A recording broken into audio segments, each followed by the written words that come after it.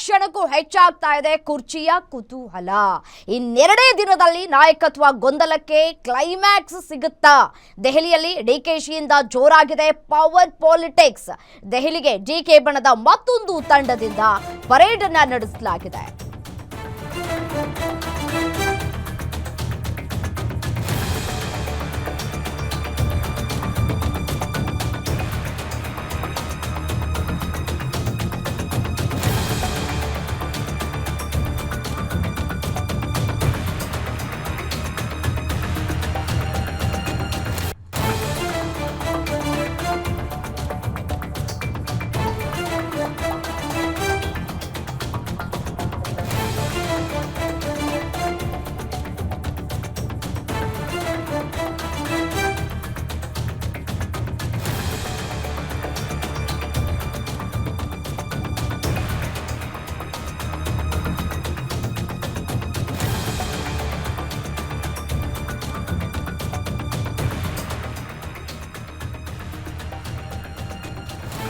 ದಿನದಲ್ಲಿ ನಾಯಕತ್ವ ಬದಲಾವಣೆ ವಿಚಾರಕ್ಕೆ ಸಂಬಂಧಪಟ್ಟಂತೆ ಕ್ಲೈಮ್ಯಾಕ್ಸ್ ಹಂತವನ್ನ ತಲುಪುವಂತಹ ಸಾಧ್ಯತೆಗಳಿದೆಯಾ?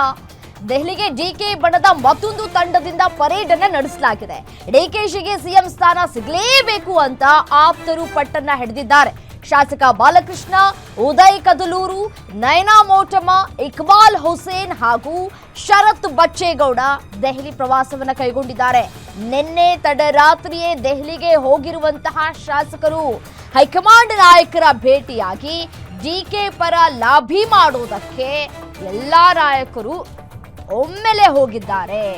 ನವೆಂಬರ್ 30ಕ್ಕೆ ನಾಯಕತ್ವ ಫೈಟ್ ಬಹುತೇಕ ಫೈನಲ್ ಅಂತ ಹೇಳಲಾಗ್ತಾ ಇದೆ. ಶತಾಯಗತಾಯವಾಗಿ ನಾಯಕತ್ವ ಬದಲಾವಣೆ ಆಗಲೇಬೇಕು ಅಂತ ಹೇಳಿ ಕಾಂಗ್ರೆಸ್ನಲ್ಲಿ ಡಿಕೆ ಶಿವಕುಮಾರ್ ಅವರ ಬಣ ಪಣ ತೊಟ್ಟಂತೆ ಕಾಣಿಸ್ತಾ ಇದೆ. ಈ ಶನಿವಾರದಿಂದ ಹಿಡಿದು ಇಲ್ಲಿಯವರೆಗೂ ಕೂಡ ಮೂರು ಬ್ಯಾಚ್ ಹೈಕಮಾಂಡ್ ನಾಯಕರನ್ನ ಭೇಟಿಯಾಗೋದಕ್ಕೆ ಅಂತ ಹೇಳಿ ತೆರಳಿರೋದು.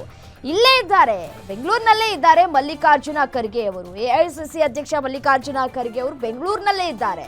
ಬಟ್ ಆದರೆ ಮಲ್ಲಿಕಾರ್ಜುನ ಖರ್ಗೆ ಅವರನ್ನ ಭೇಟಿ ಮಾಡೋದಕ್ಕೆ ಸುತಾರಾಮ್ ಯಾರೂ ಕೂಡ ಬರ್ತಾ ಇಲ್ಲ.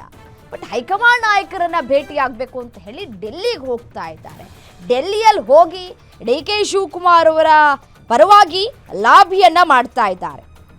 ಸೊ ಹಾಗಾಗಿ ನೋಡಿ, 2023ರ ಸಂದರ್ಭದಲ್ಲಿ ಈ ಅಧಿಕಾರವನ್ನ ಪಡೆದುಕೊಳ್ಳುವಂತಹ ಸಂದರ್ಭದಲ್ಲಿ 50-50 ಅಂತ ಹೇಳಿ ಸೂತ್ರವನ್ನ ಬಳಕೆ ಮಾಡಿಕೊಳ್ಳಲಾಗಿತ್ತು. 2.5 ವರ್ಷಗಳ ಕಾಲ ಸಿದ್ದರಾಮಯ್ಯ, ಇನ್ನ 2.5 ವರ್ಷಗಳ ಕಾಲ ಡಿಕೆ ಶಿವಕುಮಾರ್ ಅಂತ ಹೇಳಿ. ಬಟ್ ಆದ್ರೆ ಈಗ ಬದಲಾವಣೆ ಆಗಿಲ್ವಲ್ಲ.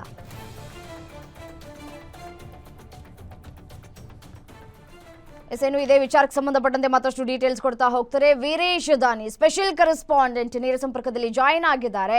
ವೀರೇಶ್, ಸದ್ಯಕ್ಕೆ ಎಐಸಿಸಿ ಅಧ್ಯಕ್ಷ ಮಲ್ಲಿಕಾರ್ಜುನ ಖರ್ಗೆ ಅವರು ಬೆಂಗಳೂರಿನಲ್ಲೇ ಇದ್ದಾರೆ. ಬಟ್ ಆದ್ರೆ ಇದೀಗ 3ನೇ ಬ್ಯಾಚ್ ಹೈಕಮಾಂಡ್ ನಾಯಕರನ್ನ ಭೇಟಿ ಆಗೋದಕ್ಕೆ ಹೋಗಿದ್ದಾರೆ. ಯಾರನ್ನ ಭೇಟಿಯಾಗಿದ್ದಾರೆ, ಭೇಟಿ ಆಗೋದಕ್ಕೆ ಸಮಯಾವಕಾಶ ಸಿಕ್ಕಿದ್ಯಾ? ಡೀಟೇಲ್ಸ್ ಕೊಡ್ತಾ ಹೋಗೋದಾದ್ರೆ.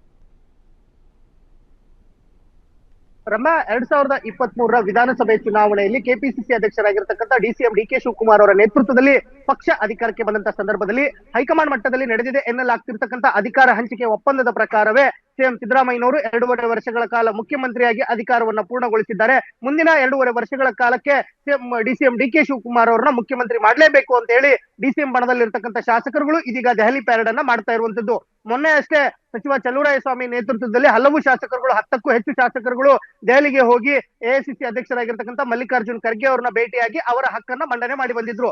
ನಿನ್ನೆ ರಾತ್ರಿಯೂ ಸಹ, ತಡರಾತ್ರಿಯೂ ಸಹ ಡಿಸಿಎಂ ಡಿಕೆ ಶಿವಕುಮಾರ್ ಅವರ ಬಣದಲ್ಲಿರ್ತಕ್ಕಂಥ ಸುಮಾರು 6 ಶಾಸಕರು ಮತ್ತೆ ದೆಹಲಿಗೆ ಪ್ರಯಾಣವನ್ನ ಮಾಡಿದ್ದಾರೆ.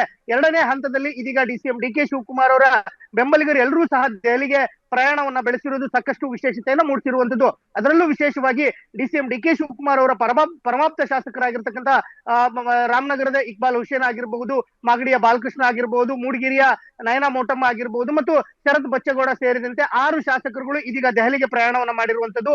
ಎಐಸಿಸಿ ಕಾರ್ಯದರ್ಶಿ ಆಗಿರ್ತಕ್ಕಂಥ ವೇಣುಗೋಪಾಲ್ ಅವರನ್ನ ಭೇಟಿಯಾಗಿ ಚರ್ಚೆ ಮಾಡ್ಲಿಕ್ಕೆ ಅವರು ಮುಂದಾಗ್ತಾ ಇರುವಂತದ್ದು. ನಾಳೆ ಇಂಡಿ ಒಕ್ಕೂಟದ ಸಭೆ ಇರುವಂತದ್ದು. ಹೀಗಾಗಿ ಇವತ್ತು ಮಧ್ಯಾಹ್ನಕ್ಕೆ ಎಐಸಿಸಿ ಅಧ್ಯಕ್ಷರಾಗಿರ್ತಕ್ಕಂಥ ಮಲ್ಲಿಕಾರ್ಜುನ್ ಖರ್ಗೆ ಅವರು ಸಹ ದೆಹಲಿಗೆ ಪ್ರಯಾಣವನ್ನ ಮಾಡ್ತಾರೆ. ಹೀಗಾಗಿ ದೆಹಲಿಯಲ್ಲೇ ಎಐಸಿಸಿ ಅಧ್ಯಕ್ಷರ ಆಗಿರ್ತಕ್ಕಂಥ ಮಲ್ಲಿಕಾರ್ಜುನ್ ಖರ್ಗೆ ಅವರನ್ನ ಭೇಟಿಯಾಗಿ ಡಿಸಿಎಂ ಡಿಕೆ ಶಿವಕುಮಾರ್ ಅವರ ಪರವಾಗಿ ಬ್ಯಾಟಿಂಗ್ ಅನ್ನ ಮಾಡ್ಲಿಕ್ಕೆ ಅವರ ಬಣದ ಶಾಸಕರುಗಳು ಎಲ್ಲರೂ ಸಹ ಈಗ ಸಿದ್ಧರಾಗಿರುವಂತದ್ದು.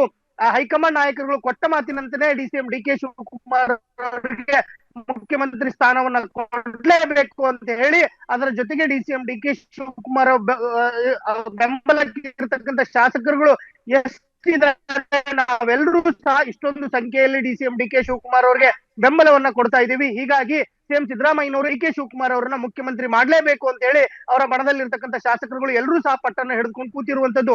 ಎಐಸಿಸಿ ಅಧ್ಯಕ್ಷ ಮಲ್ಲಿಕಾರ್ಜುನ್ ಖರ್ಗೆ ಅವರು ನಿನ್ನೆನೂ ಸಹ ಸ್ಪಷ್ಟಪಡಿಸಿದ್ದಾರೆ, ಹೈಕಮಾಂಡ್ ನಾಯಕರುಗಳು ಏನು ನಿರ್ಧಾರವನ್ನ ತೆಗೆದುಕೊಳ್ತಾರೆ ಆ ನಿರ್ಧಾರಕ್ಕೆ ಎಲ್ಲರೂ ಸಹ ಬದ್ಧರಾಗಿರ್ಬೇಕು ಅಂತ ಹೇಳಿದ್ದಾರೆ. ಸಿಎಂ ಸಿದ್ದರಾಮಯ್ಯನವರು ಸಹ ಮೊನ್ನೆ ರಾತ್ರಿನೂ ಸಹ ಅವರು ಸ್ಪಷ್ಟಪಡಿಸಿರುವಂತದ್ದು, ಹೈಕಮಾಂಡ್ ನಾಯಕರುಗಳು ಏನ್ ತೀರ್ಮಾನ ತೆಗೆದುಕೊಳ್ತಾರೆ ಆ ತೀರ್ಮಾನಕ್ಕೆ ನಾನು ಮತ್ತು ಡಿಸಿಎಂ ಡಿಕೆ ಶಿವಕುಮಾರ್ ಅವರು ಬದ್ಧರಾಗಿರ್ತೀವಿ ಅಂತ ಹೇಳಿದ್ದಾರೆ. ಹೀಗಾಗಿ ರಾಹುಲ್ ಗಾಂಧಿ ಅವರು ವಿದೇಶ ಪ್ರವಾಸದಿಂದ ಮರಳಿ ಬರ್ತಾ ಇದ್ದಂತೆ ಈ ವಿಚಾರ ಮತ್ತೆ ಚರ್ಚೆ ಆಗುವಂತ ಸಾಧ್ಯತೆಗಳು ದಟ್ಟವಾಗಿರುವಂತದ್ದು. ರಾಹುಲ್ ಗಾಂಧಿ, ಸೋನಿಯಾ ಗಾಂಧಿ ಮತ್ತು ಪ್ರಿಯಾಂಕಾ ಗಾಂಧಿ, ಎಐಸಿಸಿ ಅಧ್ಯಕ್ಷರಾಗಿರ್ತಕ್ಕಂಥ ಮಲ್ಲಿಕಾರ್ಜುನ್ ಖರ್ಗೆ, ರಾಜ್ಯ ಉಸ್ತುವಾರಿಯಾಗಿರ್ತಕ್ಕಂಥ ರಣದೀಪ್ ಸಿಂಗ್ ಸುರ್ಜೇವಾಲಾ, ಎಐಸಿಸಿ ಕಾರ್ಯದರ್ಶಿ ವೇಣುಗೋಪಾಲ್ ಅವರು ಸೇರಿ ಚರ್ಚೆ ಮಾಡುವಂತ ಸಾಧ್ಯತೆಗಳು ದಟ್ಟವಾಗಿರುವಂತದ್ದು.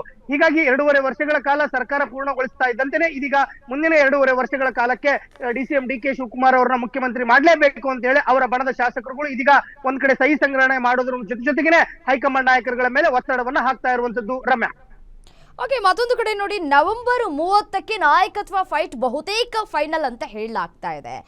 ನವೆಂಬರ್ಗೆ ಈ ಎಲ್ಲದಕ್ಕೂ ಕೂಡ ಒಂದು ಫುಲ್ ಸ್ಟಾಪ್ ಇಡುವಂತಹ ಕೆಲಸಗಳಾಗತ್ತಾ, ಅಥವಾ ರಾಹುಲ್ ಗಾಂಧಿಯವರೇ ಇಲ್ಲಿ ಮೇಯ್ನು ಬಂದು ಸಮಾಧಾನ ಪಡಿಸುವಂತಹ ಕೆಲಸಕ್ಕೆ ಮುಂದಾಗ್ತಾರಾ, ಅಥವಾ ಬದಲಾವಣೆ ತರುವಂತಹ ಒಂದು ಹಂತಕ್ಕೆ ಮುಂದೆ ಹೋಗ್ತಾರಾ ಅಂತ?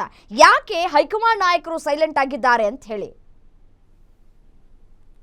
ರಮ್ಯಾ, ಕಾಂಗ್ರೆಸ್ ಹೈಕಮಾಂಡ್ಗಳು ಸೈಲೆಂಟ್ ಆಗಿಲ್ಲ ಅಂತ ಹೇಳ್ಬೋದು. ಯಾಕಂತಂದ್ರೆ ಸಿಎಂ ಸಿದ್ದರಾಮಯ್ಯನವರ ಪಾಳಯದಲ್ಲಿ ನಡೀತಿರ್ತಕ್ಕಂಥ ರಾಜಕೀಯ ಬೆಳವಣಿಗೆಗಳಾಗಿರ್ಬೋದು, ಡಿಸಿಎಂ ಡಿಕೆ ಶಿವಕುಮಾರ್ ಅವರ ಬಣದಲ್ಲಿ ಆಗ್ತಿರ್ತಕ್ಕಂಥ ರಾಜಕೀಯ ವಿದ್ಯಮಾನಗಳ ಕುರಿತಂತೆ ಹೈಕಮಾಂಡ್ ನಾಯಕರುಗಳು ಸಮಗ್ರವಾದಂತ ಮಾಹಿತಿಯನ್ನ ಸಂಗ್ರಹಣೆ ಮಾಡ್ತಾ ಇರುವಂತದ್ದು.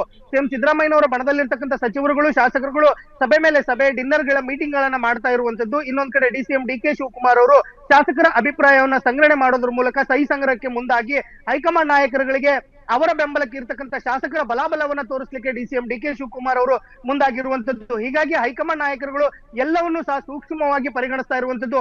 ಆದ್ರೆ ಈ ತೀರ್ಮಾನವನ್ನು ತೆಗೆದುಕೊಳ್ಬೇಕಾಗಿರುವಂತದ್ದು ಕಾಂಗ್ರೆಸ್ನ ಅಧಿನಾಯಕರಾಗಿರ್ತಕ್ಕಂಥ ರಾಹುಲ್ ಗಾಂಧಿ ಅವರು. ಸದ್ಯಕ್ಕೆ ರಾಹುಲ್ ಗಾಂಧಿ ಅವರು ದೇಶದಲ್ಲಿಲ್ಲ, ವಿದೇಶದಿಂದ ಪ್ರವಾಸದಿಂದ ಮರಳಿ ಬರ್ತಾ ಇದ್ದಂತೆ, ಅಂದ್ರೆ ನವೆಂಬರ್ 26ಕ್ಕೆ ಅವರು ಮರಳಿ ಬರುವಂತ ಸಾಧ್ಯತೆಗಳು ದಟ್ಟವಾಗಿರುವಂತದ್ದು. ಹೀಗಾಗಿ ನವೆಂಬರ್ ಕ್ರಾಂತಿ ಅನ್ನೋದಕ್ಕಿಂತ ನಂಬರ್ ಕ್ರಾಂತಿ ಇದೀಗ ಸಾಕಷ್ಟು ಜೋರಾಗಿ ಸದ್ದು ಮಾಡ್ತಾ ಇರುವಂತದ್ದು. ಹೀಗಾಗಿ ನಂಬರ್ ಸಂಖ್ಯೆ ಯಾರ ಬೆನ್ನಿಗೆ ಬರುತ್ತೆ ಅವರನ್ನ ಮುಂದಿನ ನಾಯಕತ್ವ ಬದಲಾವಣೆ ವಿಚಾರದಲ್ಲಿ ಅದನ್ನ ಪರಿಗಣಿಸುವಂತ ಸಾಧ್ಯತೆಗಳು ಹೈಕಮಾಂಡ್ ನಾಯಕರುಗಳು ಅದನ್ನ ಪರಿಗಣಿಸಬಹುದಾಗಿರ್ಬೋದು, ಪರಿಗಣಿಸಬಹುದಾದ ಸಾಧ್ಯತೆಗಳು ದಟ್ಟವಾಗಿರುವಂತದ್ದು.